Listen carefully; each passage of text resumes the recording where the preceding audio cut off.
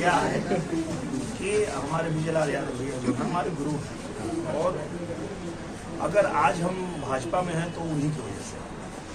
देख लीजिए विजय लाल यादव अब फिर आप कमा दिए हैं। नहीं अब परेशानी वाला काम हो गया सपा के लिए। मैं सच बता रहा हूँ, अगर आज मैं भाजपा में हूँ तो सिर्फ विजय लाल यादव। लेकिन वो अमृताली जी को कहते हैं वो अपना जो है सांप दूसरे के गले में डाल रहे हैं। अच्छा। बस सच यही है कि क्या होता है कि भगवान कृष्ण ने कहा था कि देना है तो आधा दो, और उसमें भी कोई बाधा हो क्या बात। तो 5 गांव दे दो।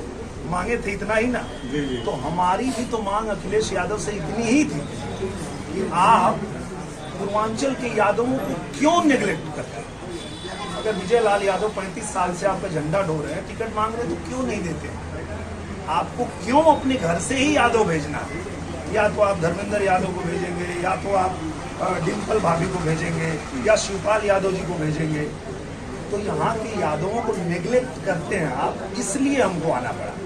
आपको बताना पड़ा कि अब जो है आजमगढ़ की जनता भी आपको बताएगी कि भैया अगर आपको यहाँ यादव नहीं दिखते हैं तो इस बार जब हारेंगे तो आपको पता चल जाएगा।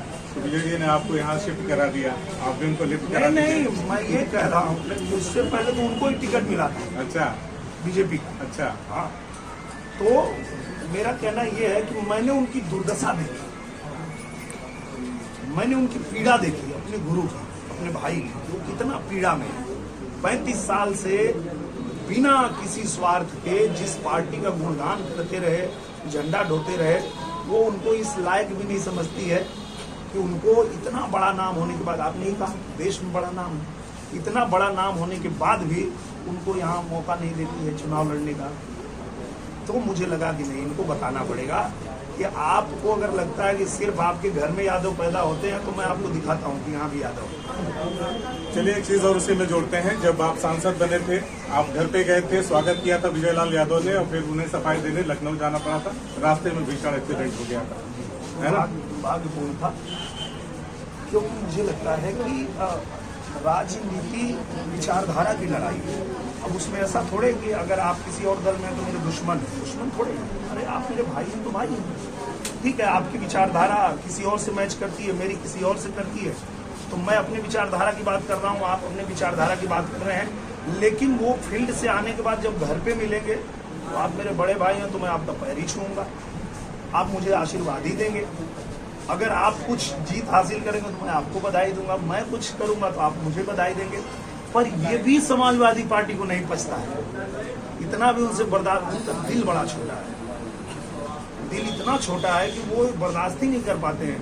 तो इतना भी नहीं बर्दाश्त होता है कि कोई और यादव हेलीकॉप्टर से कहीं उतर जाए, अखिलेश यादव को पसीना छूटने लगता है। चलिए क्षेत्र की जनता को क्या संदेश, क्षेत्र की जनता को एक ही संदेश है कि आप लोग ने देखा है कि 1.5 साल में हम लोगों ने आजमगढ़ को काम करके दिखाया है। अब जब 1.5 साल में इतना किया है तो जब 5 साल के लिए आप चुनेंगे, प्रधानमंत्री नरेंद्र मोदी जी फिर से प्रधानमंत्री बन रहे हैं, और जब नरेंद्र मोदी जी का ही सांसद होगा तो आजमगढ़ 5 साल में कितना चमक जाएगा ये आप भी जानते हैं।